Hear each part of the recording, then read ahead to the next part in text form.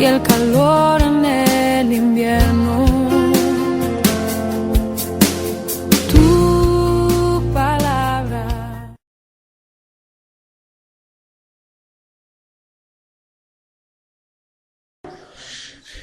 Bien, hermanos, saludamos a todos en la paz de nuestro Señor Jesucristo. Estamos contentos de que podamos estar juntos. Me alegro del interés de los matrimonios con respecto a la conversación que tuvimos el día martes, que estuvimos juntos, de provocar también delante del Señor una instancia donde Él nos pueda administrar de acuerdo a las necesidades, las inquietudes, de pronto consultas que surgen en el matrimonio, y me alegra ver a la hermana Marjorie, que también viene representando su matrimonio, a mi hermano Pablo y hermano Cristian, su matrimonio, hermano Daniel, su matrimonio. Agradecemos también la visita de nuestro hermano Manuel, que viene acompañado con nuestros hermanos de Coronel. Vamos a tener una instancia de oración, poder presentarnos delante del Señor con una administración en la oración. Vamos a pedirle al hermano Manuel que nos pueda guiar en esta oración para que luego hagamos aquello que nos propusimos. Cada uno de ustedes con sus inquietudes, sus preguntas. El deseo no es descansar en lo que sabemos, sino descansar en el Señor, que es bueno para atender nuestras necesidades. No vamos a descansar en los conocimientos, en la información o lo que hemos adquirido en cierta cantidad de tiempo, sino descansar en el poder del Espíritu, que es poderoso para aconsejar o responder las más simples preguntas o las más complejas, conforme a lo que Él se dispone a hacer también. Amén.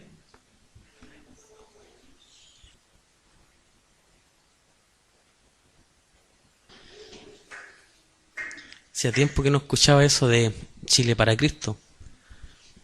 Bueno, hermano, hace poco compartía con un hermano acerca de esas naciones que de pronto no logra concebir uno mucho las condiciones en las que están, y sobre todo esas naciones como Etiopía, pero recordaba cómo el Evangelio también buscó llegar a esas tierras, pero no consideraron el consejo del Señor en esos lugares.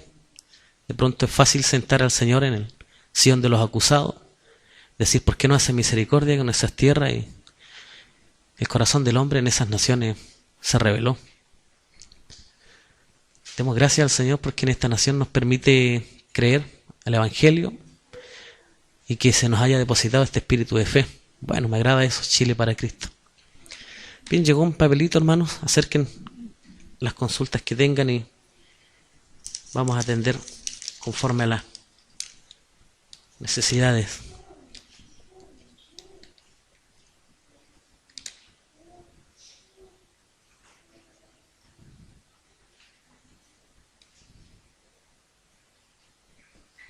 Bueno, hay una escritura en el libro de Corintios,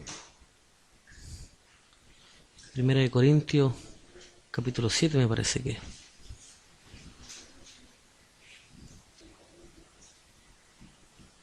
El verso 3 dice: el marido cumpla con la mujer el deber conyugal, y asimismo la mujer con el marido.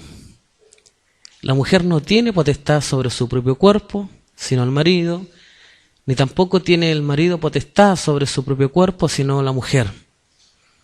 No os neguéis el uno al otro, a no ser por algún tiempo de mutuo consentimiento, para ocuparos sosegadamente en la oración, y volved a juntaros en uno, para que no os tiente Satanás a causa de vuestra incontinencia.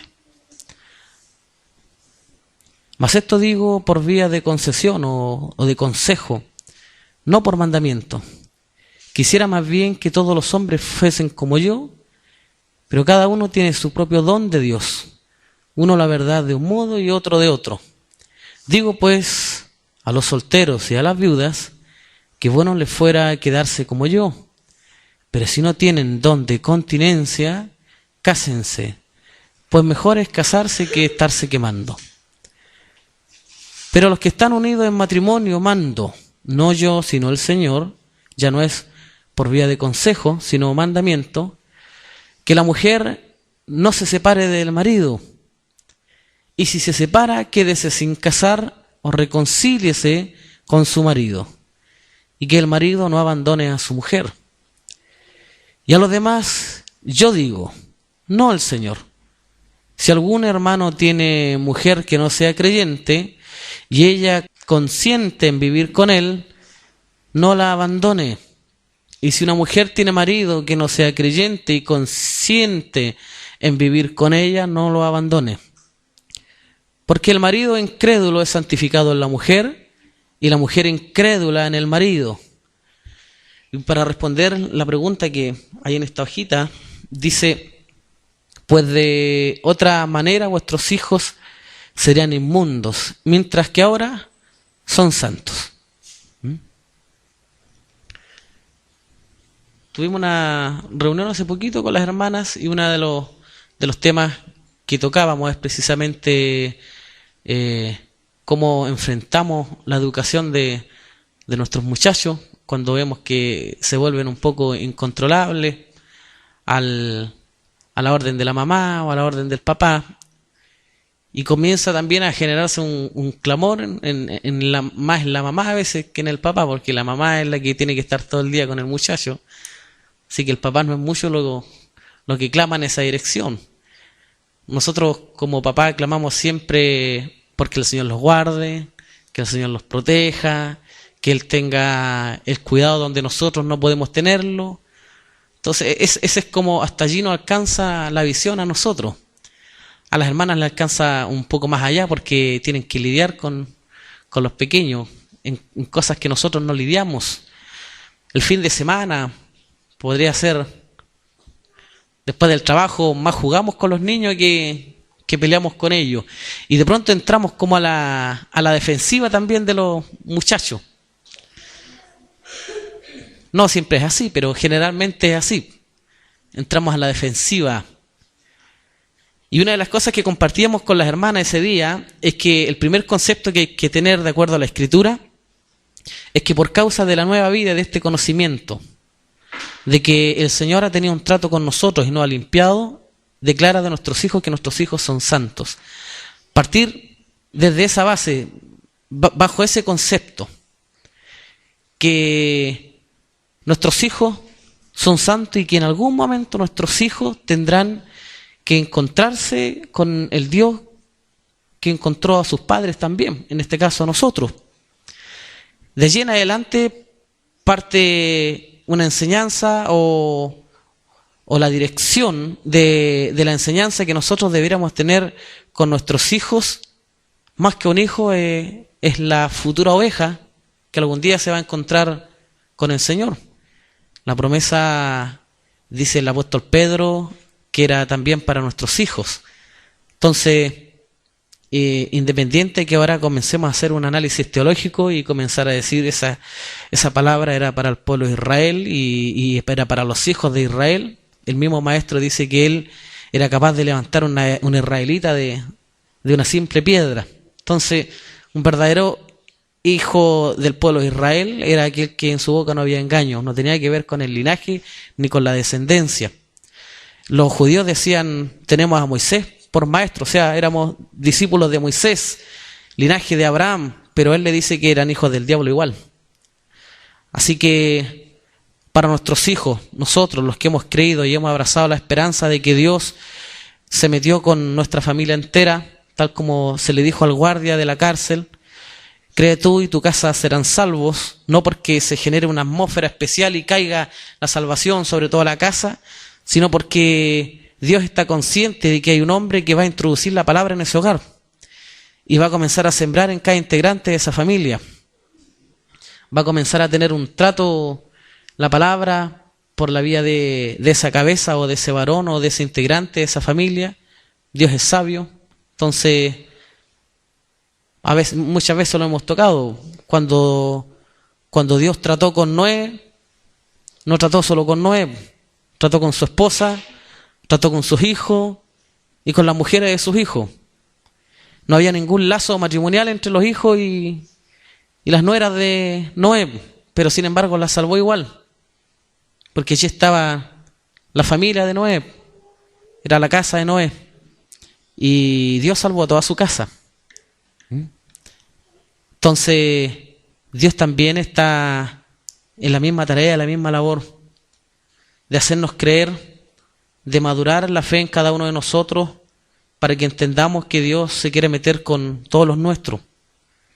Cuando hablo de la casa, como decía el profeta, yo y mi casa serviremos al Señor, hablo de nuestras esposas y de nuestros hijos.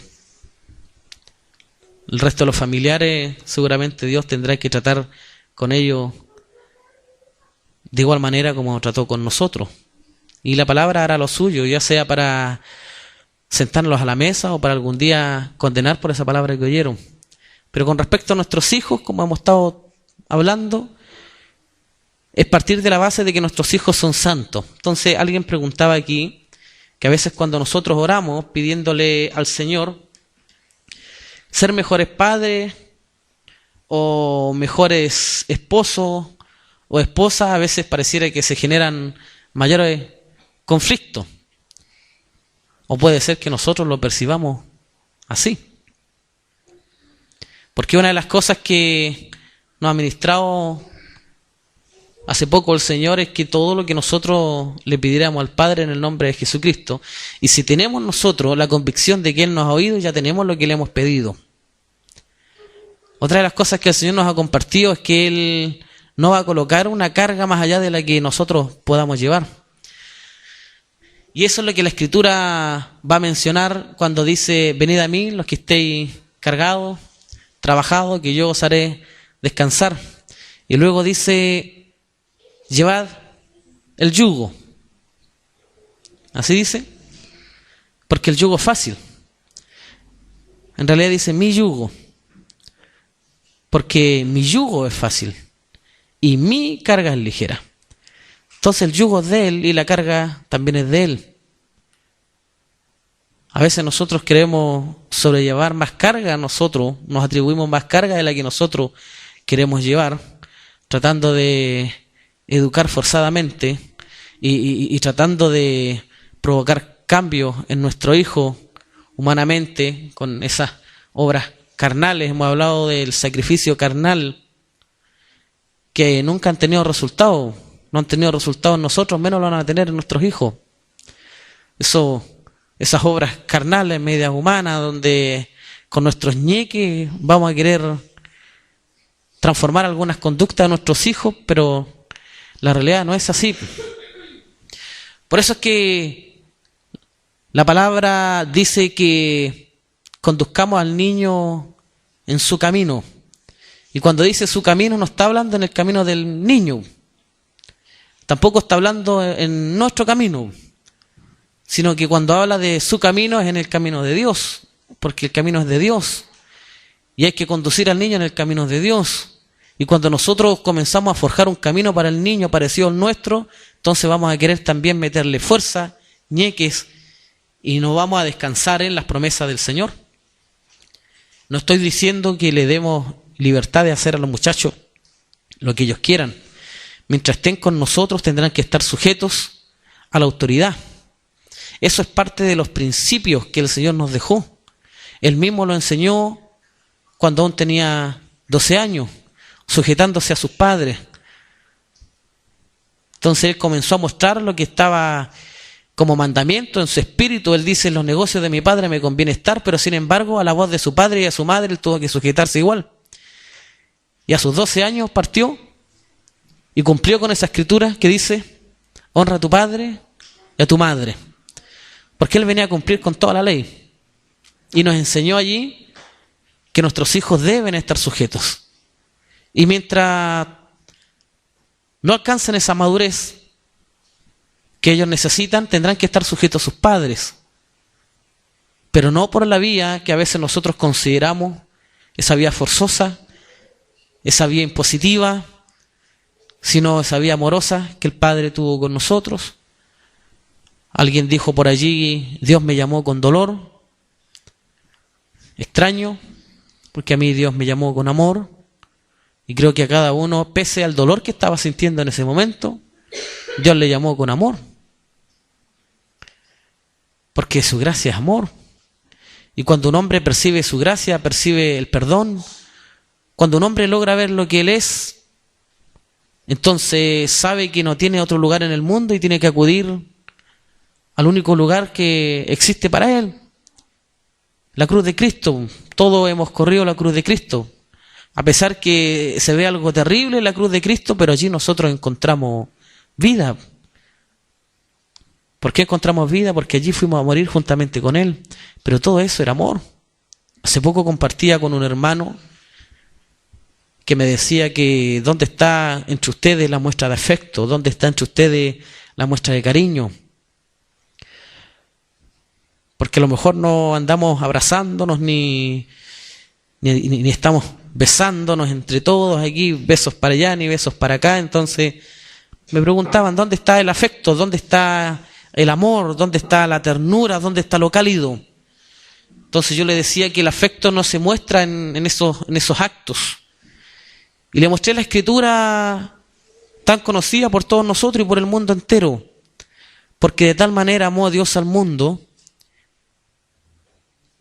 que nos dio un beso, le dije. Y le preguntaba, porque de tal manera amó Dios al mundo que nos dijo te amo.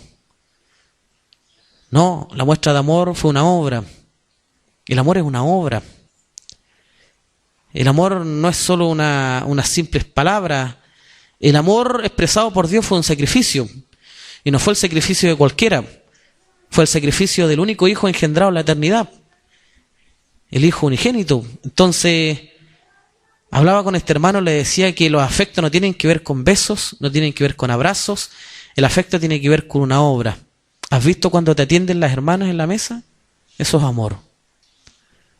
¿Has visto cuando un hermano o una hermana se preocupa por ti? Eso es amor. ¿Has visto cuando un hermano te corrige de las conductas que tiene? Eso es por amor. Entonces, la educación a nuestros hijos tiene que ir involucrada el amor. Por amor disciplinamos, por amor corregimos, por amor no permitimos, por amor no dejamos que nuestros hijos se desvíen, pero todo en base a la gracia que nosotros hemos recibido. Pero si no, se vuelve impositivo. Y hemos tenido el testimonio de hombres que han decidido simplemente no seguir el Evangelio porque sus padres, porque para ser igual que mis padres, porque mis padres fueron esto, porque mis padres fueron esto otro. Y al final viven una tremenda decepción y desilusión del Evangelio, cuando el Evangelio no es desilusión. Ellos deberían haber recibido la buena noticia, porque eso es Evangelio. Algo que nosotros debiéramos transmitir constantemente a nuestros hijos. Buenas noticias. Comenzar a tener una actitud de predicador frente a nuestros hijos. Se torna sencillo, yo me he dado cuenta, predicarle al hijo de nuestros hermanos que predicarle a nuestros propios hijos. ¿Se ha dado cuenta de eso? O es más fácil enseñarle al hijo de nuestros hermanos que a nuestros propios hijos. Yo lo he visto. Yo he visto a hermanos tener más paciencia con el hijo de su hermano que con su propio hijo. Entonces el hijo observa, y el hijo mira, y pregunta. A mí me recuerdo de las veces que tomaba al Kevin cuando estaba chiquitito, y yo llegaba contento del trabajo. Estoy hablando cuando no tenía el conocimiento de un padre. Entonces llegaba a mi trabajo contento porque el dinero fue bueno, buen dinero. Entonces jugaba con mi hijo y lo tiraba al sillón y tenía juegos con él. Pero otros días tenía problemas en el trabajo y mi hijo lo veía parado arriba del sillón y le decía, bájate de ahí, ¿cómo se te ocurre estar jugando en el sillón? Y a veces nosotros tenemos ese tipo de conducta. Con la misma mano que acariciamos, a veces golpeamos a nuestros hijos. Y esas cosas las perciben también nuestros hijos. Yo me acuerdo de todas las veces que el hermano Carlos Toledo compartía y decía de las veces que tuvo que ir a dar la cara por su hijo Charlie. Pero él marcaba la diferencia, decía, frente a todos los otros padres, que cuando él castigaba a sus hijos, su rostro no se le desfiguraba. Su rostro no se llenaba de ira para castigar a sus hijos. Y a veces tenemos por tendencia el corregir a nuestros hijos para dejar tranquilo a un hermano, para dejar tranquila a una hermana, a veces castigar a nuestros hijos porque nos sentimos avergonzados, y se despiertan pasiones que de alguna manera se han descontrolado en el papá o en la mamá, al verse tan acorralado por la conducta que tuvo el hijo o la hija, que llega un momento en que explosa y al final, más que disciplinar, descargó su ira. Fue una disciplina contenciosa, cuando la Escritura nos enseña que no seamos ásperos con nuestros hijos. Y allí es donde cuesta de pronto marcar la diferencia. ¿Por qué disciplinamos? ¿Por qué castigamos? ¿Por qué jugamos? ¿Por qué ofendemos? ¿Y por qué a veces llegamos hasta la humillación frente a nuestros hijos, delante de otros hermanos, delante de sus iguales? Cosa peligrosa para los muchachos. Apelamos a la gracia del Señor, que el Señor se introduzca en esos corazones, y si en algún momento alguno de nosotros ha tenido ese tipo de actitudes o ha obrado así delante de nuestros hijos, sepamos también pedir perdón delante del Señor, y no solo delante del Señor, sino también a nuestros hijos. Porque el Maestro no por nada dijo que nosotros, a pesar de lo que éramos, teníamos las intenciones de darle buenas dádivas a nuestros hijos. Buenas dádivas. O sea, ni siquiera dijo, ustedes tienen malas intenciones con sus hijos. Él sabe las intenciones que están en nuestros corazones, y son darle buenas dádivas, a pesar de que seamos malos padres. Queremos darle buenas dádivas. No debiera ser un problema de pronto reconocer delante de un hijo que nos hemos equivocado. Yo tuve la oportunidad de hacerlo con mi hijo Kevin en el último campamento de niños que fui. No sé si realizaron más campamentos de niños desde ese tiempo. Hermano Andrés, ¿usted sabe si se realizaron más campamentos? Entonces fue el último. En ese último campamento de niños, yo estuve con... el Kevin se quedó allí, no sé si fueron 3 días. 3 días. Una semana. Pero yo tuve que ir un fin de semana. Y en ese fin de semana jugué igual que un niño con ellos. Pero me tenía que venir por causa de mi trabajo. Así que el último día que yo estuve ahí, él no andaba bien. Y yo tampoco andaba bien. Extraño. Los dos andábamos mal, porque sabíamos que no es que no nos iba a mover nunca más, pero fue algo especial que se dio en ese campamento. Y el tema está en que llegaba la noche y los niños iban de excursión, y yo tenía que irme a la camioneta con el hermano Danilo en esa hora. Y no había que decirle a mi hijo. Sentí miedo y vergüenza de decirle que lo iba a echar de menos y que probablemente me iba a poner a llorar en el furgón, porque eso me iba a pasar. Algo extraño, en 2 días, yo lo veo siempre, estoy siempre con él. Pero rompí con ese miedo y me acerqué a él y le dije que lo iba a echar de menos. Y él me dijo, yo también, papá, y nos abrazamos los dos. Algo bien especial, y que a veces uno, por esa arrogancia paterna, no se acerca a sus hijos tampoco a abrir su corazón con libertad. Y debiéramos hacerlo, porque también es estimulante para ellos, como es estimulante para nosotros que, no necesitándolo escrituralmente, Dios de pronto nos abrace, nos toque. Es estimulante para la iglesia que de pronto el Señor por su Espíritu provoque algo distinto a lo que siempre se produce, por la palabra, por el Espíritu. Díganme que no es estimulante que el Señor les diga te amo. Eso nos estimula bastante, aunque lo sabemos, y aunque no necesitamos estarle preguntando al Señor en todo tiempo si Él nos ama, es estimulante para nosotros. También lo es para nuestros hijos. No creo que porque nosotros le pidamos al Señor que Él nos enseñe a ser mejores padres o mejores madres, sea la causa por la cual nuestros hijos actúen en mayor rebeldía. Puede ser que lo percibamos de esa manera. Yo creo que Desde el día en que el Señor comenzó a tratar con nuestro hogar, la paz de Cristo comenzó a habitar también en esos hogares. Debemos reconocer que también hay negligencias nuestras con respecto a ciertas actitudes y ciertos comportamientos de nuestros hijos que no hemos frenado y detenido en el momento, y que no pretendamos que de un momento a otro, porque a usted se le ocurrió disciplinar en esa hora, esas cosas van a desaparecer. Como un día me dijo el pastor Medardo en el primer campamento que estuvimos, donde el Kevin, como más chico que el Benjamín, me gritó: ¡helado! ¡helado! Yo le: cállate un poquito, anda a comprarle nomás, hombre. Me dijo: si ya le aguantaste una vez, ahora te la va a hacer siempre. Entonces no iba yo a sujetar algo en ese momento que no sujetamos cuando tenía que haberlo sujetado. No sé si me expliqué en realidad en lo que les quise mencionar. Pero a veces queremos que nuestros hijos delante de la hermandad hagan aquello que debimos nosotros haber frenado en otro tiempo. ¿Verdad? Claro. Entonces, de verdad, estoy convencido de que el día en que el Señor se metió conmigo, se metió con toda mi familia. El día que el Señor se metió con ustedes, se metió con toda su familia. Y esta es una cuestión de paciencia también. Como hemos aprendido de que la paciencia no es para soportar a nuestras esposas, a nuestros esposos o a nuestros hijos, sino que la paciencia es para esperar en las promesas de Dios.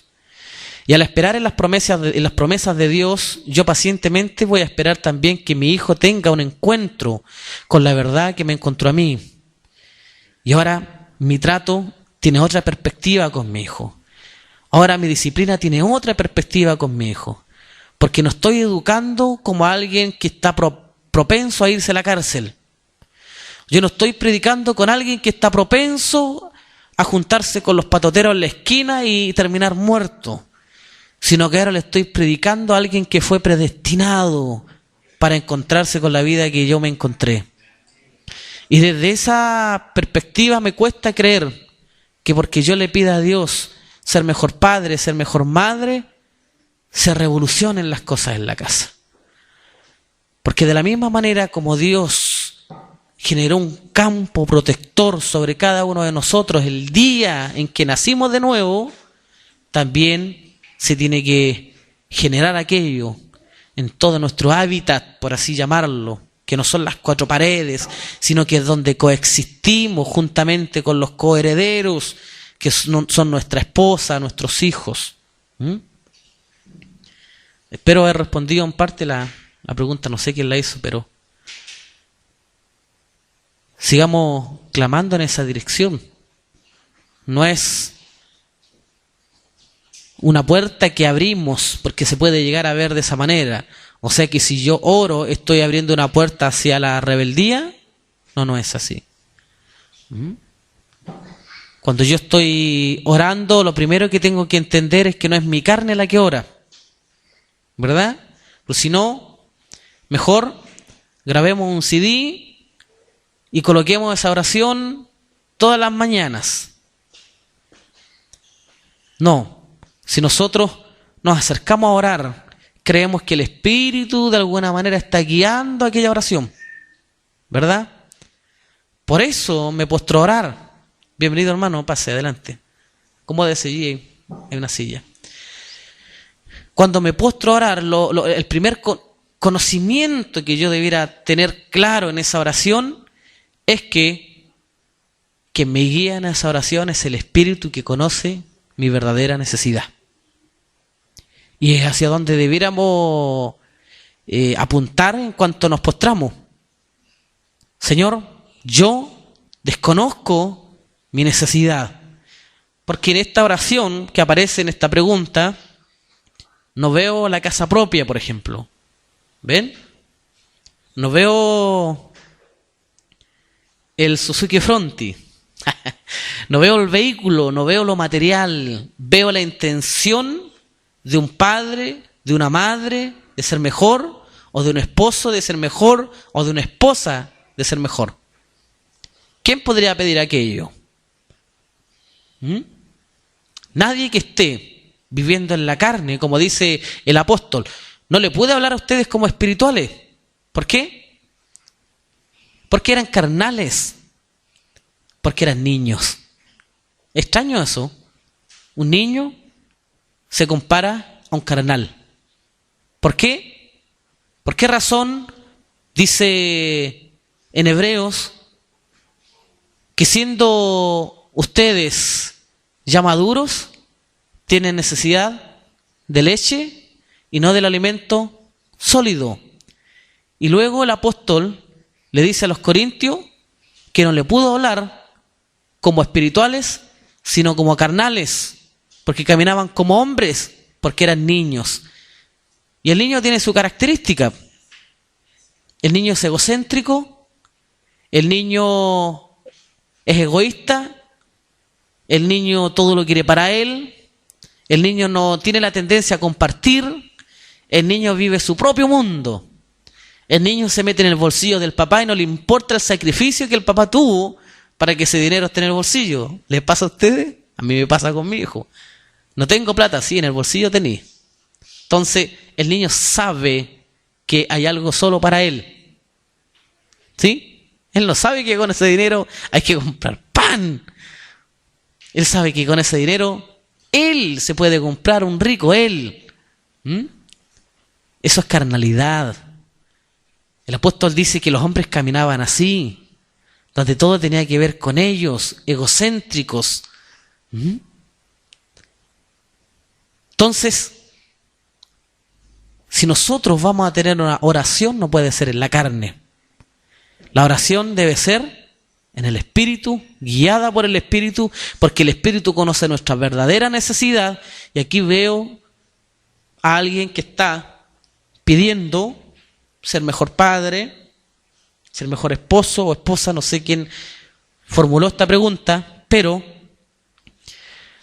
si es una petición en el Espíritu y el Espíritu conoce esa necesidad y fue el Espíritu quien provocó a esa persona pedir aquello, entonces no veo alguna manifestación contraria oponiéndose a la voluntad de Dios. Porque ¿quién? Sino el Espíritu de Dios conoce la voluntad de Dios. ¿Sabe lo que dice el apóstol? Que el espíritu del hombre, solo el espíritu del hombre, conoce la voluntad del hombre. ¿Entiende eso? El espíritu que está en nosotros conoce nuestra voluntad. Y con respecto a Dios, ¿quién más podría conocer la voluntad? Pues el Espíritu de Dios.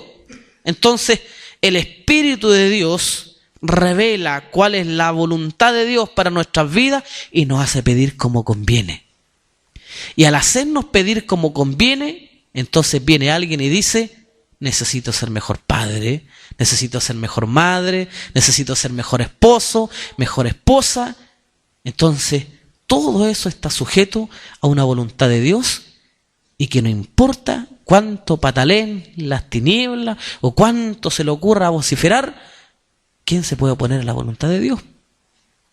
Por alguna razón, Dios está provocando a esta persona que hizo esta pregunta a hacer la voluntad de Dios. Terminará haciendo lo que pidió, porque es una oración en el Espíritu y queremos creer que así es, que no es una oración inteligente, que no es una oración un poco a conveniencia, me conviene pedir esto. A veces hasta nuestras preguntas aluden a lo que somos. Entonces, bueno es considerar aquello.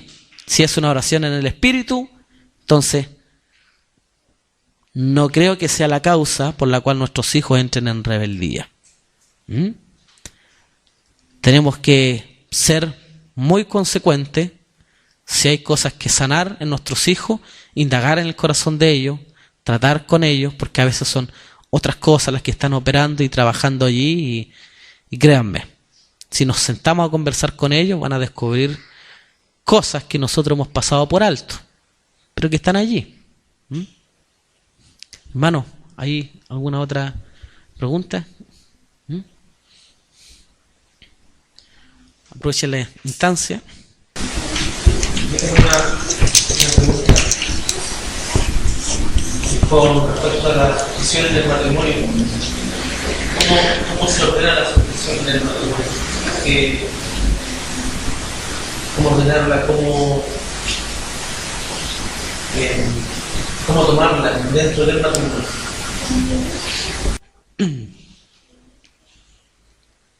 El apóstol Pablo, nosotros, como en una cadena, él muestra ciertos eslabones. Y el eslabón más importante en todo esto sería Cristo. Porque si no está todo sujeto a ese eslabón, todos los más eslabones están sujetándose, y aunque se vean juntos, están sujetándose de mala manera. ¿Han visto esos eslabones que son fabricados, pero al final tienen una unión? No hay nada como para haber dibujado, pero creo que pueden imaginárselos en sus mentes. Hay ocasiones donde esos eslabones están así y no sabemos qué tan firme es esa soldadura que tiene allí. Y no lo sabemos porque queremos nosotros ir amarrando estos eslabones al revés. Porque la Escritura dice que nuestras esposas debieran estar sujetas a vuestros maridos así como a Cristo. Y que Cristo es la cabeza de todo varón. Pero a veces suele pasar que el marido demanda que el eslabón de la mujer esté bien amarradito al marido, pero el marido no está bien amarradito a Cristo.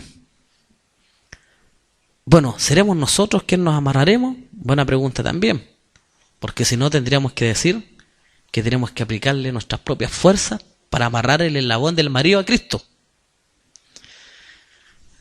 Por eso es que volvemos a citar la Escritura en el libro de los Hechos, cuando este guardia, como hemos sido enseñados, tenía puesto en su corazón no solo su vida, sino que también tenía puesta a toda su familia en el corazón. Pero su familia no habría visto la salvación si es que ese marido o esa cabeza no hubiese estado sujeta a Cristo por causa de lo que Cristo era en su vida. El día martes que estuvimos con los hermanos en la mesa, hablábamos acerca de cómo Cristo debe ser formado en nosotros. Entonces algunas ideas surgieron allí de parte de algunos hermanos, de lo cual dijimos, eso es parte, pero en realidad no es todo, porque todo es que Cristo sea expresado en nosotros, ¿cierto? Porque no solo la iglesia es la expresión de Cristo en la tierra, sino que el varón es la figura de Cristo también en el hogar. Y esa es la analogía que va a hacer el apóstol Pablo con respecto al matrimonio. Que el marido es figura, es tipo de Cristo, y la mujer es figura o es tipo de la iglesia. ¿Cuándo lo dice? Cuando dice, marido, amad a vuestras mujeres, así como Cristo amó a la iglesia. Entonces, todo esto tiene que estar ligado al primer eslabón, que es Cristo. ¿Alguien quiere añadir más riqueza a esto? Puede decir la piedra angular, la cual desecharon los edificadores, que ahora vino a ser.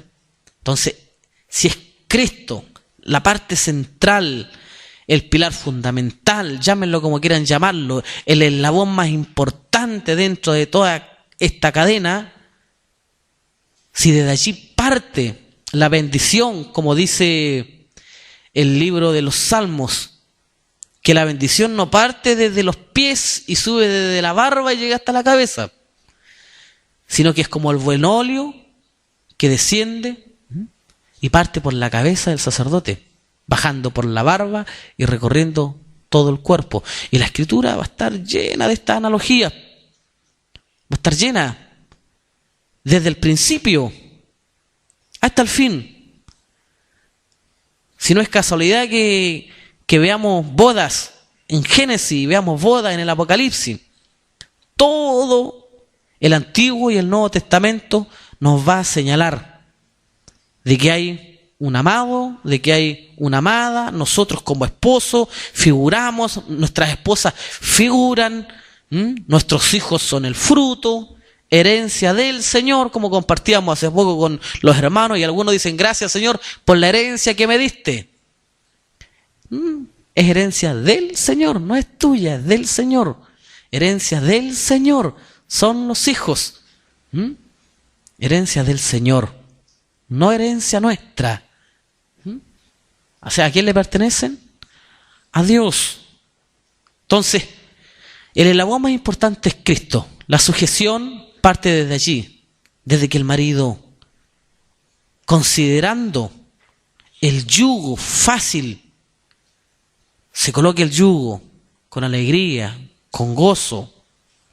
A veces, o en algún momento nos preguntamos también, ¿por qué razón nos convertimos en esclavos si debiéramos ser libres? ¿Verdad? Y el Señor sabe que si no somos esclavos de Él, vamos a ser esclavos del pecado.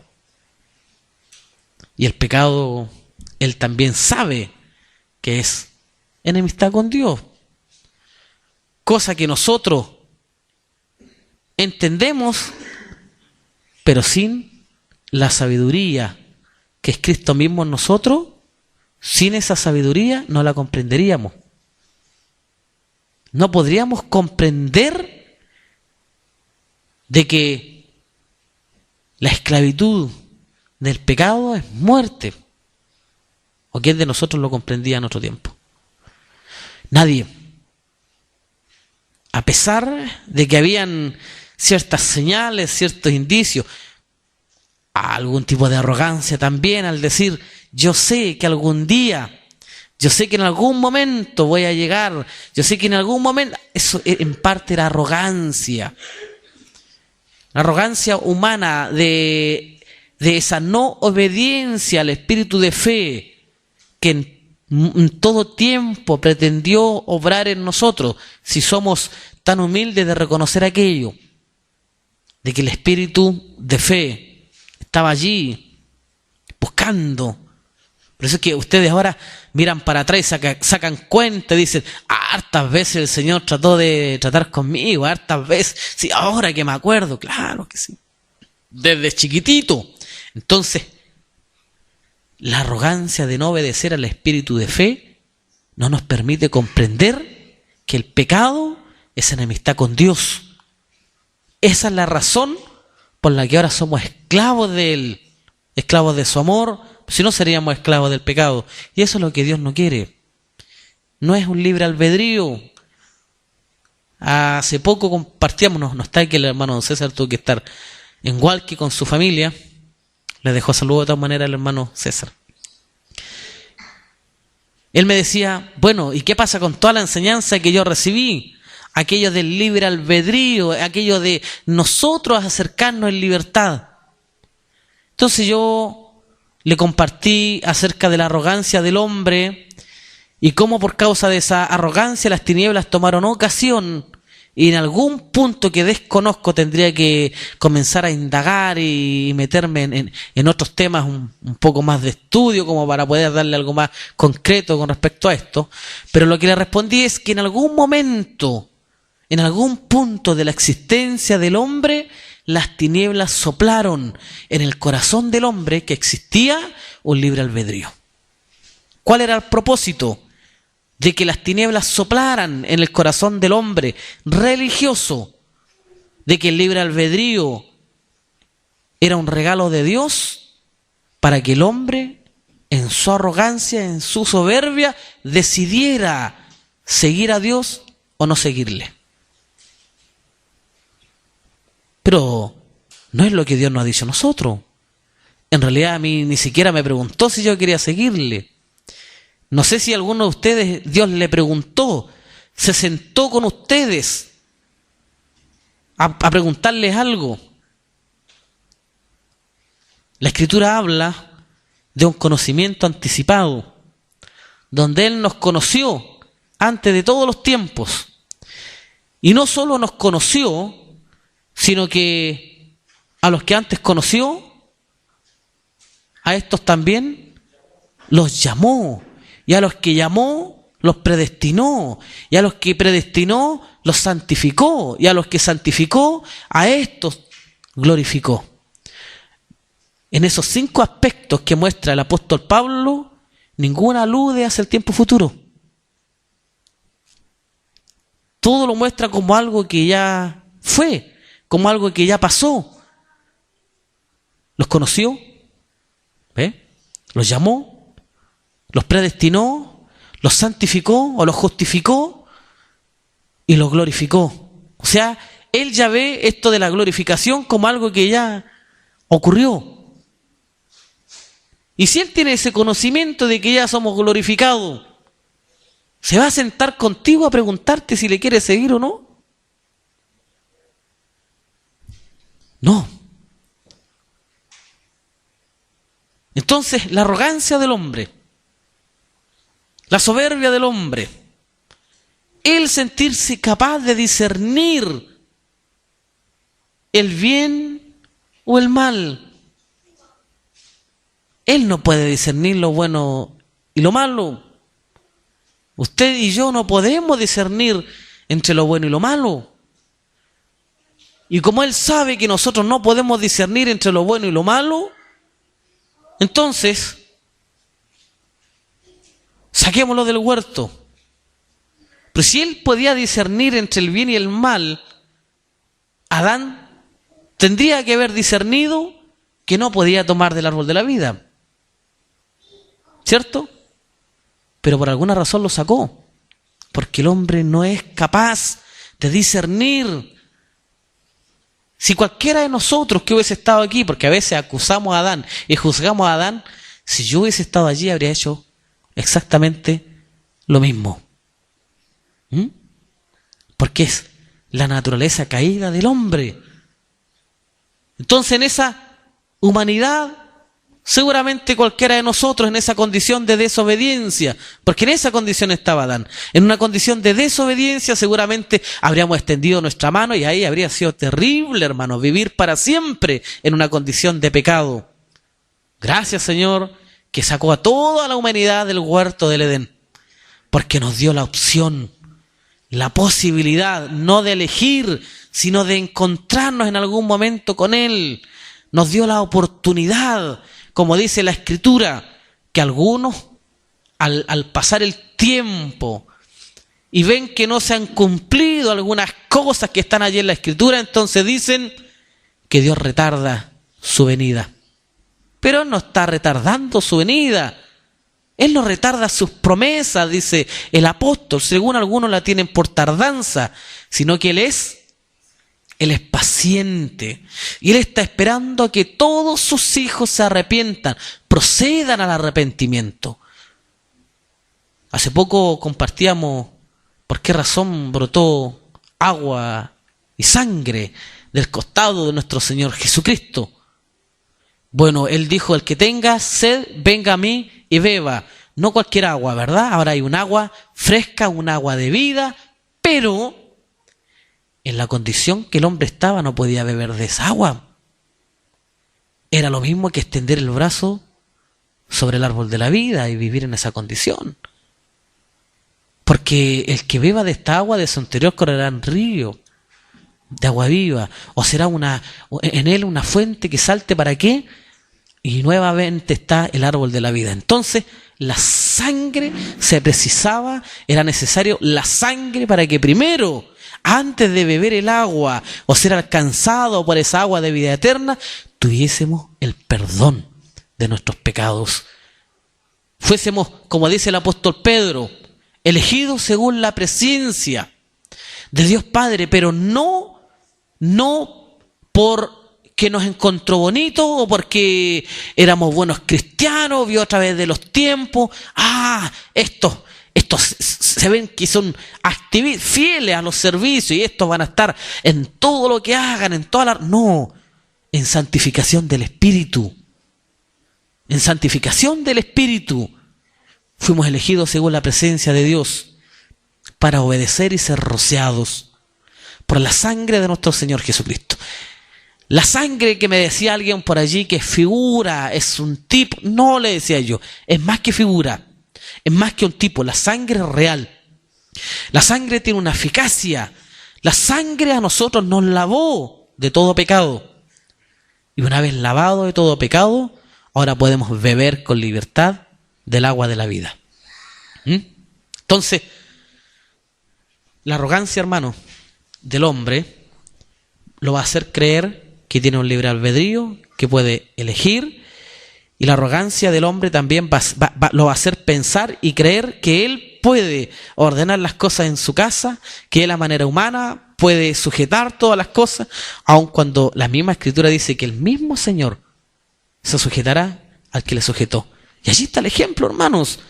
Ese es el mayor ejemplo. Cristo sujeto en todo al Padre, nosotros sujetos en todo a Cristo. Nuestra esposa sujeta a todo a un varón que se haya enamorado porque Dios le amó primero, ¿verdad? No estamos nosotros amándole porque le encontramos bonito a él y... No, nuestro amor es porque Él nos amó primero. Así le preguntó el pueblo, el mismo Dios de los cielos diciendo, ustedes preguntan, ¿en qué nos has amado? ¿Y cuál es la respuesta de Dios? ¿No tuvo Isaac a Esaú y a Jacob? Y yo escogí a Jacob. En eso los amó. En que él eligió a Jacob. Pero no dice eligió, sino que dice amó a Jacob. ¿Pero cómo lo amó? En que eligió a Jacob. ¿Para qué lo eligió? Para la primogenitura, para la doble porción. Entonces, el amor expresado ¿en qué? En la elección. El amor no está expresado en palabrerías. El amor está expresado en una elección. Él eligió a Jacob porque de Jacob haría un pueblo, Israel. Entonces, elección es amor. Y estos dos versos que aparecen totalmente distintos, pero son totalmente iguales, va a decir, no me elegisteis vosotros a mí, sino que yo os elegí a vosotros. Esa misma palabra usted la va a encontrar en que nosotros le amamos a Él porque Él nos amó primero. Entonces, elección es amor. Si nosotros amamos así a la cabeza que es Cristo, porque Él nos eligió, porque Él nos amó primero, entonces la sujeción vendrá por causa de lo que nosotros somos. ¿O no? Por eso dice la Escritura que nosotros, los maridos, debemos amar a nuestras mujeres así como Cristo amó a la iglesia. Y cada esposa tenga esa actitud de, así como la iglesia ama a Cristo, también amen a sus maridos. Y sujetándose en todo a la cabeza que es el varón. Y no porque Dios sea machista, sino porque ustedes están figurando los bienes reales. Ese es el griego original. El griego original nos dice los bienes venideros. No sé si lo hemos compartido ya. Está allí en la revisión de la epístola a los hebreos. Vuelvan a revisarla. Está en el canal, están todos los capítulos. Y en uno de esos capítulos que revisamos, compartimos que la traducción correcta con respecto a esas frases que aparecen allí en hebreo no son precisamente bienes venideros, sino que son bienes reales, bienes que no tienen figura, que no son sombras, son bienes reales. Todo lo que estaba en el tabernáculo era figura, sombra de lo verdadero. Y la sombra es la proyección. Dijimos además que ninguno de ustedes que vaya caminando en contra del sol, al ver su sombra va a tropezar con ella, porque la sombra no tiene relieve, la sombra no tiene forma hacia arriba, sino que es solo una proyección, es una imagen. Pero vemos que muchos hombres tropiezan en sombra, como la del tabernáculo, tropiezan en ella, ¿verdad? Claro, están con todas esas figuras místicas allí, están con todo eso, los instrumentos, los utensilios, y sé de algunas congregaciones y les hablé también acerca de este ministro allá en Brasil que se hace llamar evangélico, donde él está haciendo una copia exacta del templo de Salomón, pero en Brasil, ¿sí?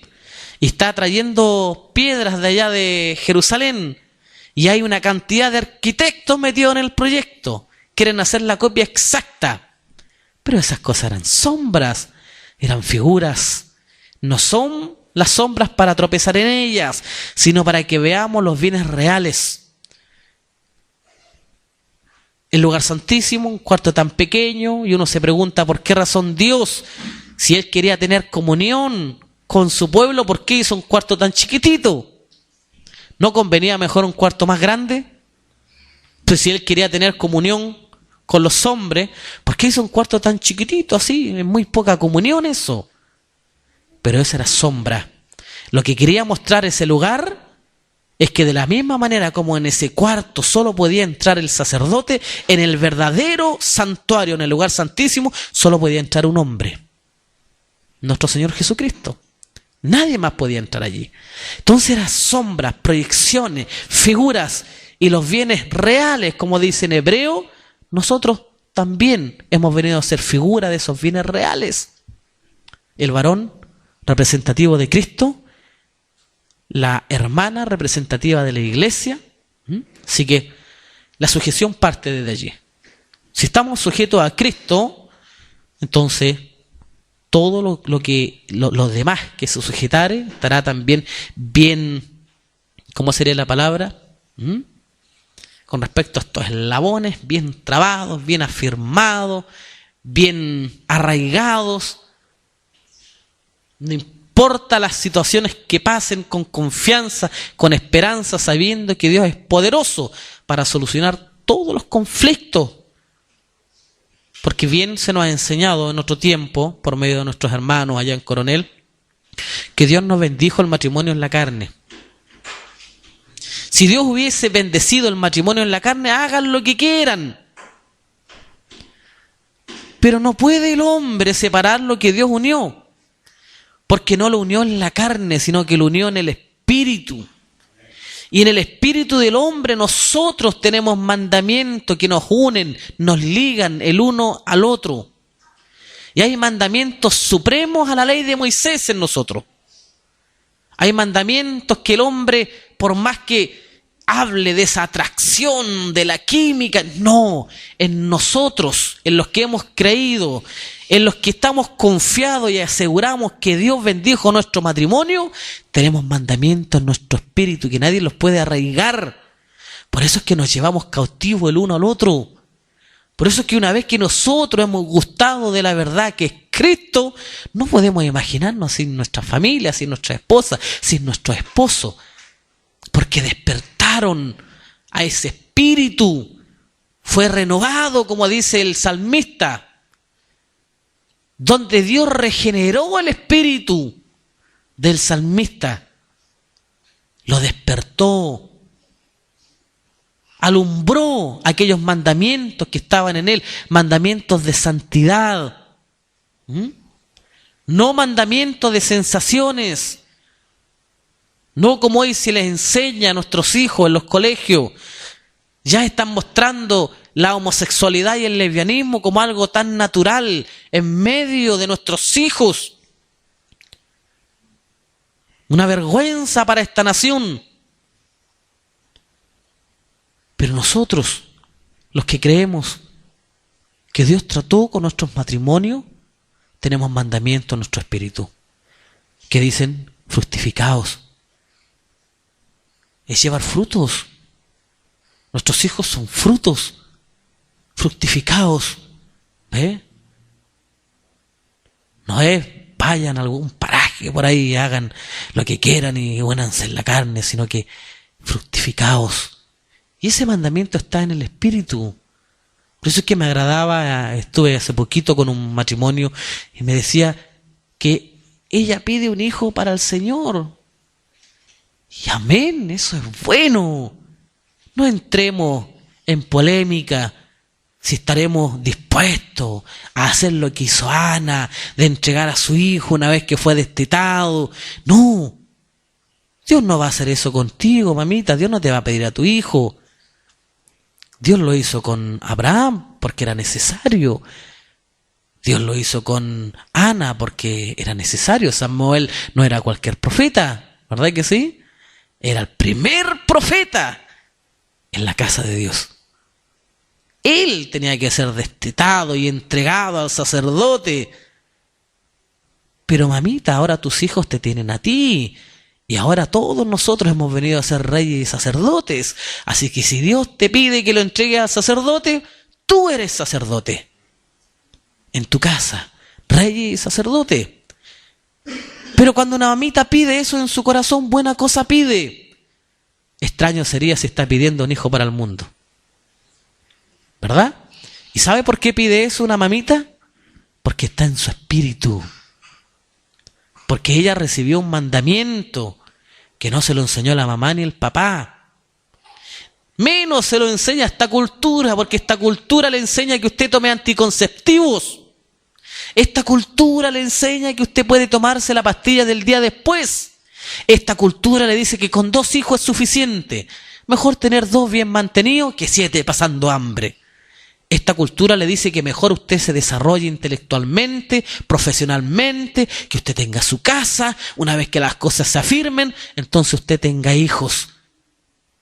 Pero nosotros recibimos otro mandamiento en el Espíritu, multiplicados, y no podemos negarnos a eso. Por eso es que a veces parece que la mamita es más obediente que el papito, porque el papito saca sus cuentas. Y la mamita tiene esa petición en el corazón. Un hijo, Señor, para ti. Yo quiero tener 7. No me pregunten yo cómo lo voy a sostener, porque yo no lo voy a sostener. Dios proveerá. Entonces, hermanos, de verdad yo creo que la sujeción parte desde allí. Sujetos a Cristo, esposa sujeta al esposo como a Cristo, hijos sujetos a sus padres. ¿Sí?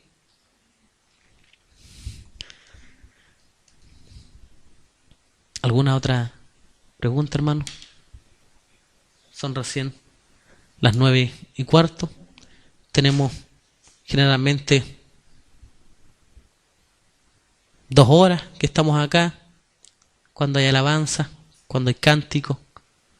Así que si alguien más quiere aportar algo, toda libertad, con toda humildad, apelando al Espíritu de verdad, ¿cierto?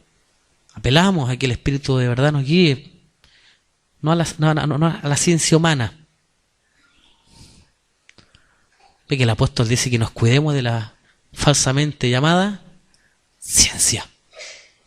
Pero hay otra ciencia, palabra de ciencia, el Espíritu de verdad que está con nosotros.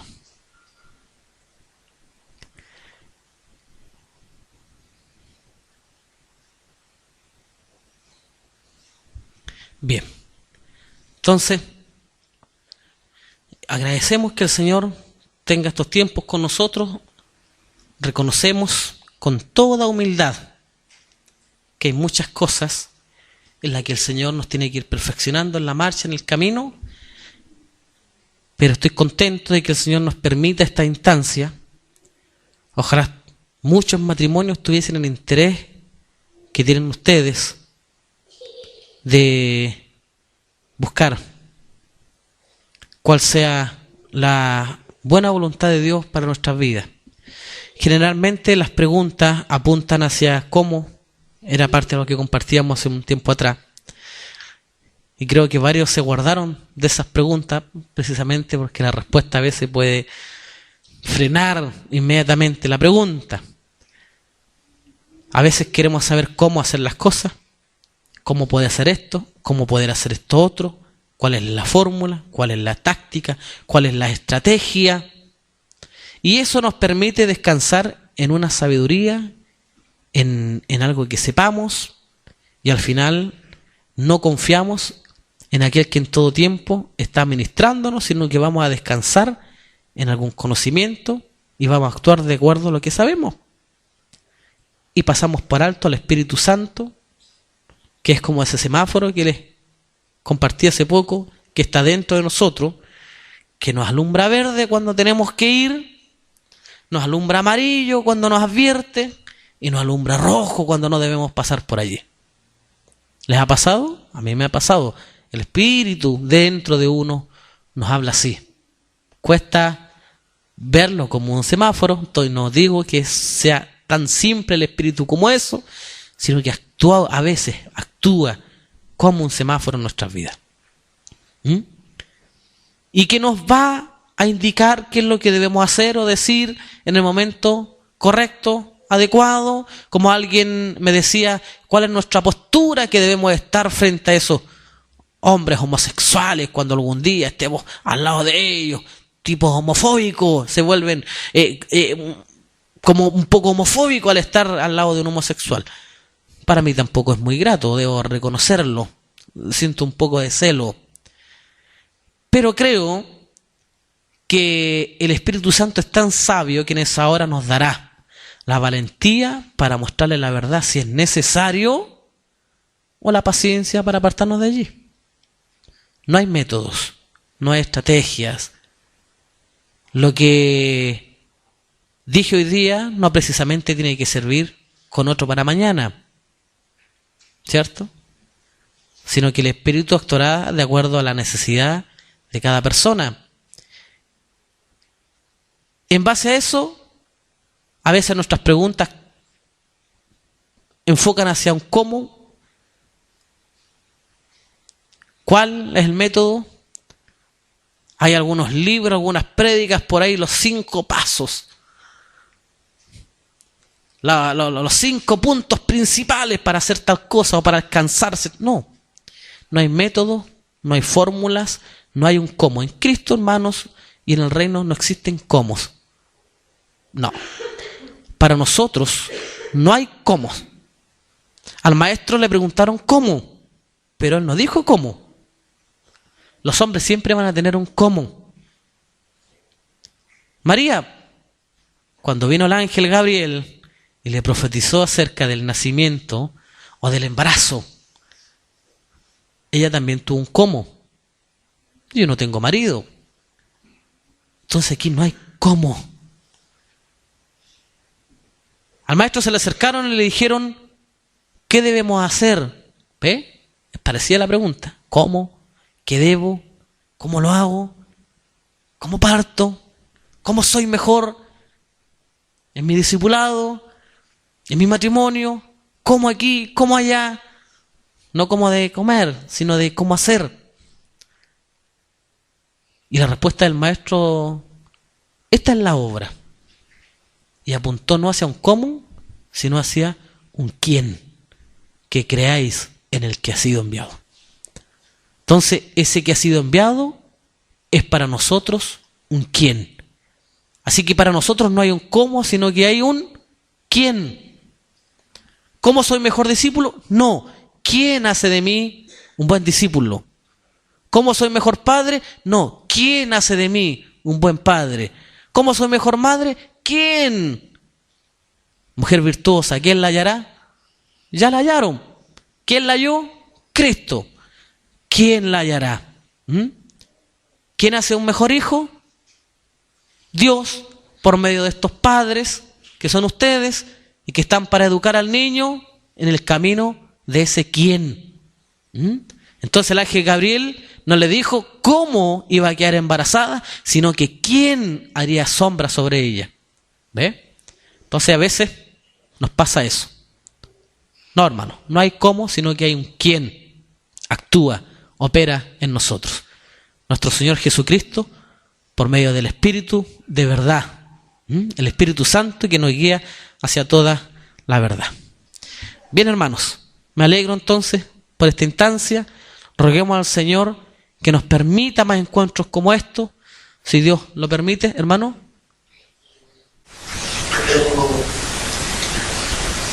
Tengo la impresión de que el final se ve muy afectado, aún así sabiendo, hermano, que una de esas cosas que que yo me conecto con uno grande y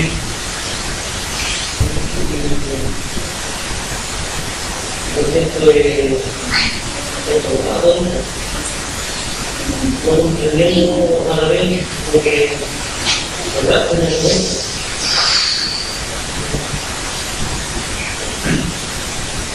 De que, como le digo, tengo extranjero en mi corazón y me he quedado en mi calidad de que se venga al corazón, pero tengo ese sentimiento que cada vez que lo tengo me cosa de mi propia carne, de mi propia manera de ser, de la apertura a lo que moderno, de lo que como tratar de oportunidades de cuesta entender y trabajar de esto y tratar de este tipo de cosas de estar aquí. Entonces lo que la verdad es siento esa necesidad de que lo hago lo que yo quiero, no lo que hago, lo que yo quiero, que algo que me cuesta.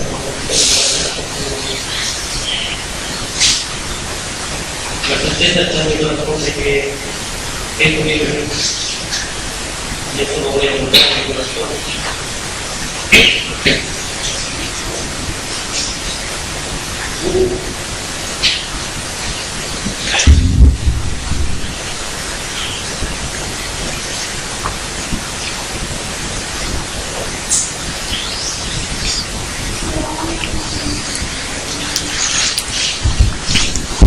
Permítanme nombrar a Cristo, hermano, y como digo, el saber, lo quiero entender, algo que no quiero entender. Yo he entendido como sea la de cosas que por parte de siempre encontramos. Siempre esta relación, porque yo verdaderamente de verdad,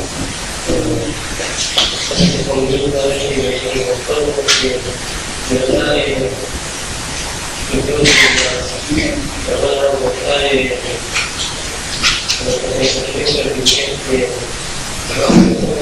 y esto he experimentado la verdad y tratando de la mejor manera posible en ninguna manera de hablar de él como hemos tenido que buscarlo en el cuadro. Siempre he tratado de buscarlo en el cuadro en mi realidad y el beneficio siempre de tenerlo porque él no me ha abandonado, pero hay cosas que me están ocurriendo.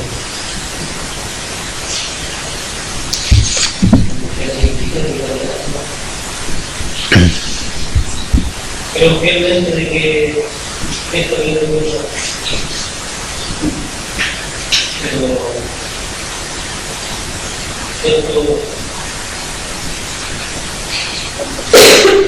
algo que no está exactamente saliendo con todas las palabras con mi hermano que José Comercial lo que otra pared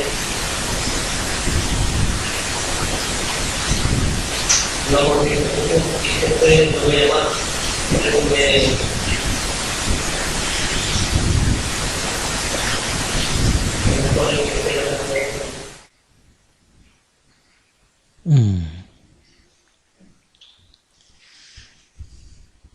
Bueno, el apóstol Pablo en algún punto también se vio enfrentado a esa realidad cuando comienza él a leer la escritura, a tener un encuentro con la palabra, y él en esa luz que comienza a recibir de parte del Señor, él comienza a leer la ley y comienza a mirar y encontró que la palabra era buenísima. Él no veía falta en la ley en realidad era buenísima. El mal, decía el apóstol, él se dio cuenta que no estaba afuera. El problema no estaba en la ley, no estaba en la palabra. El problema estaba que cuando las tinieblas compararon a la ley con la vida que el apóstol llevaba, no había por dónde perderse. El mal no estaba afuera, el mal estaba en él. Y eso es lo que el apóstol dice. De que a pesar de que en su mente se deleita en la ley de Dios, hay una ley en sus miembros. ¿Cuál es esa ley? La ley del pecado. Y una ley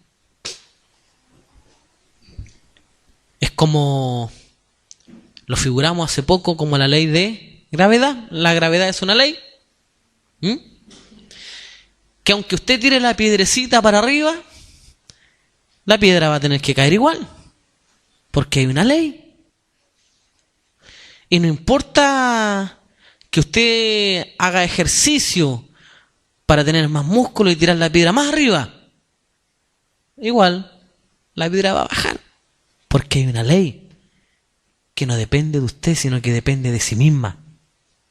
La ley no depende de cuán fuerte usted tire la piedra para arriba. Lo único que va a conseguir con tirarla más arriba es que se va a demorar un poquito más en llegar abajo, pero va a llegar igual. El pecado también es una ley y empuja al hombre ¿hacia dónde? Hacia el pecado. Entonces el apóstol Pablo halló una ley en sus miembros que lo llevaba cautivo, que lo empujaba hacia el pecado. Y cuando se dio cuenta de eso, él nos preguntó, ¿cómo lo hago? ¿Verdad? Él nos preguntó, ¿cuáles son los métodos? Yo que deseo agradar a Dios en todas las cosas, pero hallo esta ley en mis miembros, ¿cómo lo hago? ¿Cuál es la fórmula? ¿Cuál es la estrategia? Sino que él pregunta, ¿quién? ¿Quién me librará de este cuerpo de muerte? Y allí viene la revelación. Bendito es Dios por nuestro Señor Jesucristo, y nos revela ese quién. Entonces hay cosas que a veces nosotros pensamos que estamos haciendo bien, en realidad lo bueno para nosotros no siempre es bueno para el Señor. Y el agradar a Dios con nuestra fuerza, aludiendo a nuestros propios méritos, es restarle los méritos a nuestro Señor Jesucristo, quien hizo todo en la cruz del Calvario. Entonces, de pronto nos ocurre lo que le ocurrió al apóstol Pedro. Díganme ustedes, ¿dónde está lo malo en que el apóstol Pedro le diga, no vayas, vas a morir? ¿Alguno de ustedes logra ver la buena intención del discípulo de estar con su maestro? Yo lo veo. Yo veo al apóstol Pedro con una buena intención. Lo mejor de su corazón salió en defensa de su maestro, ¿o no? Claro, todos juzgan a Pedro por el arrebatado, pero ¿quién salió en su defensa a la hora de? Aunque todos los tres evangelios se quedaron calladitos a la hora de decir quién le había cortado la oreja a Malco. Lucas no aguantó, la soltó, dijo que era Pedro. Y lo juzgamos como arrebatado. Pero la intención del corazón de defender a su maestro, de que su maestro no fuera a morir, Porque no solo Pedro no conocía la voluntad, sino que ninguno de sus discípulos logró entender la voluntad. ¿Sabe cuándo entendieron todas las cosas? Cuando partieron el pan. Allí entendieron todo. Después de que Él resucitó y dieron testimonio durante 40 días, al partir el pan sus ojos fueron abiertos y entendieron todas las cosas. Allí entendieron cuando Él les dijo: vamos a ir a despertar a Lázaro. ¡Ah, qué bien! Vamos a ir a morir con Él. Recién allí, cuando partieron el pan, entendieron de que ese Lázaro figuraba a toda la humanidad y que era necesaria que fuera despertado. Viene la hora y ahora es, dijo, cuando los muertos oirán la voz del Hijo de Dios y los que la oyeren vivirán. Entonces, lo bueno que sale del corazón del discípulo no siempre es bueno para Dios. Porque la respuesta para Pedro no fue: tranquilo, Pedrito, yo sé que tú me quieres, yo sé que tú me amas, yo sé que esas son buenas. No, apártate de mí, Satanás. Pedro no estaba diciendo nada malo, hermano. Eran las buenas intenciones de su corazón. Pero tuvo que entender Pedro que las buenas intenciones del hombre no necesariamente son las cosas que agradan a Dios. Lo único que agrada a Dios es nuestra fe.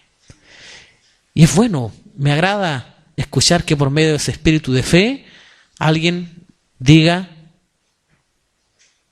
hay cosas que me estorban, hay cosas que me limitan, hay cosas que de pronto sé que no son gratas delante del Señor, porque así nos exponemos, nos mostramos como somos. Un día compartíamos, no me recuerdo en qué lugar, hace poco estoy en una congregación que nos invitaron, y una de las cosas que le compartí a los hermanos es que el hombre es como la luna, tiene un lado oscuro y que no le gusta que sea visto. Ahora, no por esa razón vamos a exponer todas las cosas delante de la iglesia. Bueno es que las peticiones sean conocidas en medio de la iglesia. Pero si vemos al buen samaritano que actuó en misericordia frente a ese hombre golpeado, una vez de sanar o de echarle vino, echarle aceite en esas heridas, ¿qué es lo que hizo después? Las vendó. ¿Por qué? Porque no es bueno que las heridas estén expuestas. Pueden infectar a otros. Por eso es que él es muy reservado con respecto a confesiones, pero lo que compartió el hermano creo que es algo que nos alcanza de alguna manera a cada uno de nosotros. Muchas veces nos sentimos estorbados y nos bendice bastante lo que el hermano nos menciona. Ahora, ¿de qué manera podremos nosotros ir siendo libres de todas esas cosas? Como el apóstol Pablo dice, ¿quién? Y aquí el único que nos puede librar de todas esas cosas es nuestro Señor Jesucristo. Acercaos a Él, dice. Piedras vivas, no nosotros como piedras muertas, sino como piedras vivas, cada uno de ustedes, piedras vivas, tan necesarios, como compartía el hermano Manuel la última vez que estuvo acá. Si alguno de ustedes se recuerda, yo aún me recuerdo, dijo algo como: nosotros somos los ladrillos. Aunque en realidad en ninguna parte dice ladrillo, pero entiendo lo que el hermano quiso decir. Somos una pieza fundamental dentro de la edificación. Piedras vivas, eso es lo que somos. Bien dijo el hermano Manuel, somos una pieza fundamental, cada uno de ustedes forma parte con nuestros errores, con nuestros aciertos, con nuestros desaciertos.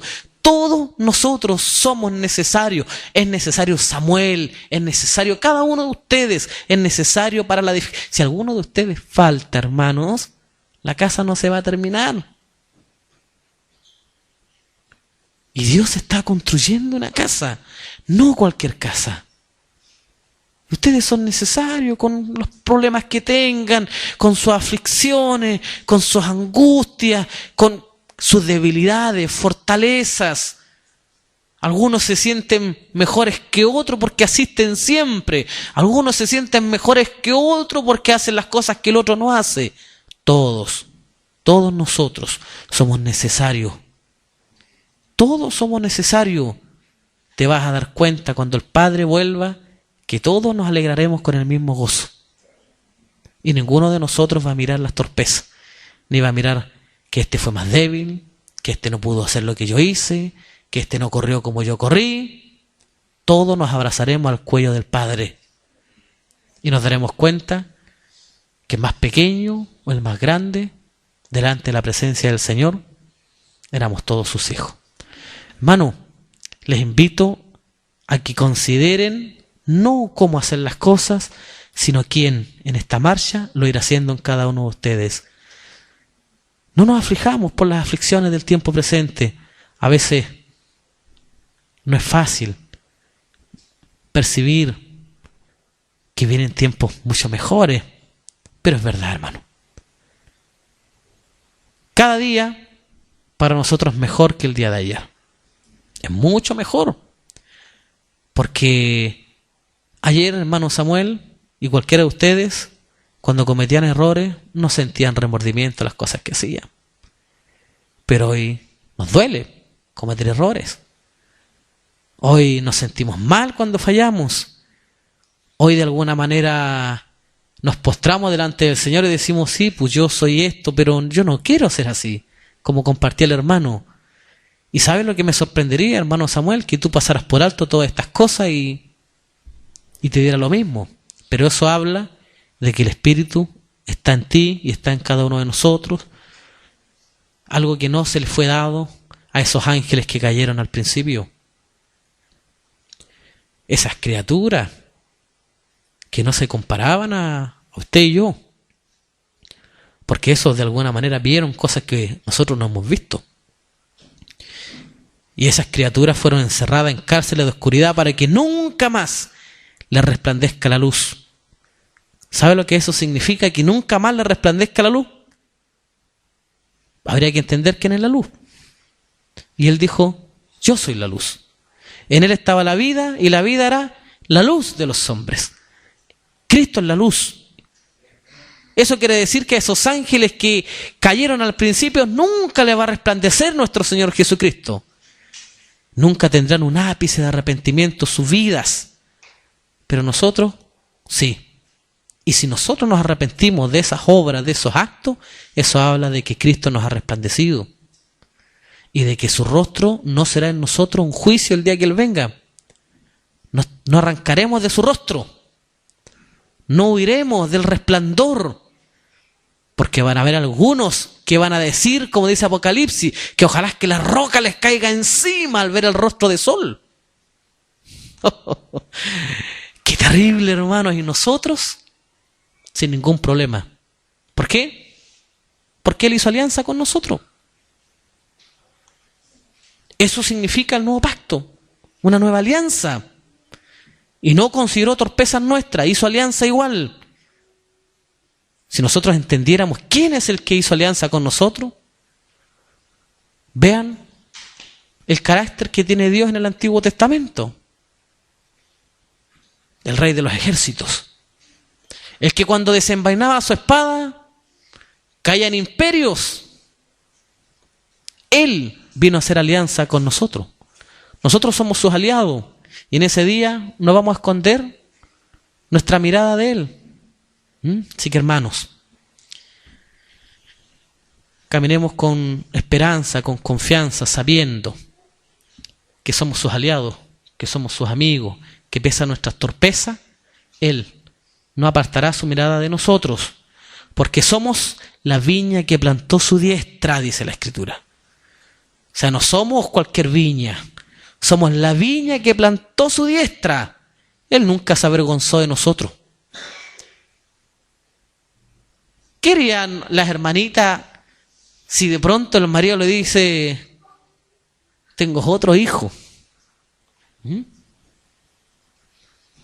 Tengo otro hijo en otro lugar. Y eso dijo el Señor. Tengo otras ovejas, a las cuales también tengo que ir a buscar. ¿Se da cuenta? Se lo dijo a Israel, pero si nosotros pensábamos que nosotros éramos las ovejas, no va, podrían haber dicho a Israel, No, tengo otras ovejas a las cuales también tengo que ir a buscar y ellos también tendrán un pastor y para ellas también habrá un redil. No se avergonzó de nosotros, ¿ve? No éramos parte de de ese rebaño escogido, pero sí había para nosotros un pastor y había un redil. Y esa es la gracia que nosotros hemos recibido. Y al recibir esta gracia caminamos confiados en que Él traspasó la frontera de este mundo y nos vino a buscar igual. Se demorase lo que se demorase en llegar el evangelio a estas tierras, y nosotros no tenemos más de 600 años. ¿Cuánto tenemos nosotros de colonizado? Más de 600 años no tenemos. Y hace 2000 años atrás dijo, tengo otras ovejas a las cuales también tengo que ir a buscar. ¿Ve? Entonces, éramos los que estábamos lejos.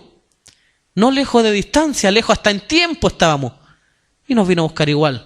Si se dio el tiempo y tuvo la paciencia para encontrarnos, también va a tener paciencia, hermanos, con nuestros defectos, con nuestros errores, y perfeccionará la obra. No lo dice así la Escritura. Si la obra no la comenzaste tú, ni yo, sino que la comenzó Él hace, matemáticamente podrían ser unos 1980 años, por allí. No sé, no soy muy entendido en esta parte numerológica, pero hace cerca de 2000 años Él comenzó la obra y la va a perfeccionar. En tiempo humano, porque en realidad la obra estaba en su corazón desde la eternidad. Hermanos, tengamos una palabra de oración. ¿Sí? Padre eterno, agradecemos ese don inmerecido que es Cristo en nuestros corazones. Agradecemos, Señor, el que hayas salido a nuestro rescate. Tú eres nuestro Salvador, nuestro héroe, Señor.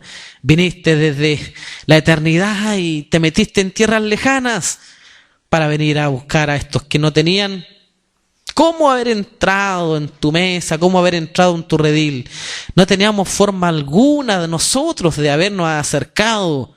Menos habríamos llegado a Israel para, por último, ser parte de los esclavos que aún así alcanzaban misericordia. Cada 7 años los esclavos de Israel alcanzaban misericordia, pero no teníamos forma de llegar hasta allá. No éramos parte, Señor, de esas tierras. Éramos parte de aquello que tú dijiste, tengo otras ovejas. Éramos parte de esas ovejas lejanas, pero que éramos tus ovejas. Y te damos gracias, Señor, porque tuviste paciencia, aguardaste con paciencia hasta el día de nuestro nacimiento. Y antes de que fuéramos formados en el vientre de nuestras madres, tú nos diste por profetas tus naciones. ¡Qué privilegio, Señor! No éramos profeta ni hijos de profeta, pero nos diste por profeta las naciones. Gloria a Dios. Gracias por el privilegio bendito de ser llamados hijos de Dios. Porque no había ningún mérito nuestro ni algún poder en nosotros. Como en algún momento ese mago quiso tener el poder para aludir. No hay poder alguno que pueda comprar el don del Espíritu Santo en nuestras vidas, sino que solo por el hecho de haber creído se nos dio potestad, se nos dio poder de ser llamados hijos de Dios. Gracias, Señor, por ese enorme privilegio que los fariseos no podían soportar cuando lo escuchaban en la voz de tu Hijo amado, porque Él era el Hijo de Dios, pero ellos no lo podrían soportar. Nadie podría tener tal título, Hijo de Dios. Por eso murió nuestro Señor, por eso lo juzgaron, por hacerse llamar el Hijo de Dios. Y ahora tú nos das potestad a nosotros de tener el mismo nombre, Hijo de Dios. Gracias por esa gracia, Señor, por ese don inmerecido en nuestras vidas. Gracias por los matrimonios, gracias por la familia. Gracias, Señor, por el fundamento, por esa roca inamovible en la cual tú nos has insertado y nos has metido hasta lo más profundo, y no hay forma alguna en que alguien nos saque de allí. Gloria a Dios por eso, porque no seremos ni siquiera nosotros los que nos saquemos de allí, sino que tú nos metiste tan profunda en esa piedra, en esa roca, que aunque vengan los errores y vengan las torpezas, no podemos salir de tu roca, Señor. ¿Qué hiciste? Nos dejaste allí anclados, no podemos salir. Gloria a Dios por eso. Porque no hay forma alguna, Señor, en que el pecado, ni con su viento, su soplo violento del pecado, nos saque, nos aparte de esa roca. ¿Quién nos separará del amor de Cristo? Nada, ni tribulación, ni hambre, frío, espada, desnudez, ni lo alto, ni lo bajo, ni lo visible, ni lo invisible, ni ninguna otra cosa creada me podrán separar del amor de Dios que es en Cristo Jesús. En esa roca estamos, Señor. Muchas gracias. Gracias por el privilegio de estar con los santos. Gracias, Señor, por ver a nuestros hijos crecer de buena manera, de sana manera, de santa manera en tu camino. Gracias, Señor, por la fe depositada en cada uno de mis hermanos, que también entiendo conforme a su justa medida fue depositada, pues con esa fe, Señor, llegaremos a la eternidad. Y en eso estamos, Señor, creyendo en que tú perfeccionarás esta bendita obra. No la obra del ministerio Sendas Antiguas, no la obra del ministerio de la reconciliación, ni de todos los ministerios esparcidos sobre toda la faz de la tierra, porque en realidad tú nunca demandaste que se te construyeran casas. Tú solamente pediste que tus hijos entraran en tu casa y que tu casa fuese llena. Aquí hay una sola casa, Señor, y toda tu iglesia entraremos a tu casa. Por eso es que preguntaste un día, ¿qué casa me construiréis? Porque tú estás construyendo otra casa y en esa casa entraremos todos nosotros. Así que gloria a Dios por ese privilegio de ser hombres invitados e invitadas a estas benditas fiestas de la cual nadie nos podrá limitar de entrar. En este tiempo, las aflicciones del tiempo presente nos limitan en cierta manera, pero ya seremos mudados, ya seremos transformados. Y todo lo que corresponda a este humano dejará de existir. Y nos quedará solo lo espiritual y un cuerpo nuevo, mucho más perfecto que este. Gracias, Padre, te damos por la reunión. Gracias por el deseo de mis hermanos de atender. Gracias por provocarnos a generar estas instancias donde tu Espíritu Santo nos puede ir ministrando. Si alguna palabra equívoca, Señor, ha salido de mi boca, ruego que la apartes del corazón de la iglesia para siempre, Señor, para que solo quede tu palabra y tu consejo. Que así sea. Bendigo a mis hermanos, a mis hermanas y a toda la iglesia esparcida sobre toda la faz de la tierra. Y por supuesto bendecimos a nuestro hermano Israel. En algún momento, Señor, nuestro hermano despertará y de ambos pueblos tú harás uno solo. Gracias, Señor, por este conocimiento. Cristo en nosotros, la esperanza de gloria. En el nombre de Jesucristo, te agradecemos, te pedimos lo que te hemos pedido y tenemos la convicción de que tú también nos has oído. Amén. Gloria a Dios, amén. Bien, hermanos, estamos en libertad. Invito a los que quieran estar, aún la noche es joven, así que no para libertinaje, sino para que abracemos más la comunión. Mi casa está disponible para ese café que nos hace tan bien, ¿verdad? Aprovechar de tener un momento de camaradería con nuestros hermanos de Coronel. Estamos en libertad, hermano. Paz del Señor. Tu palabra es como aceite sobre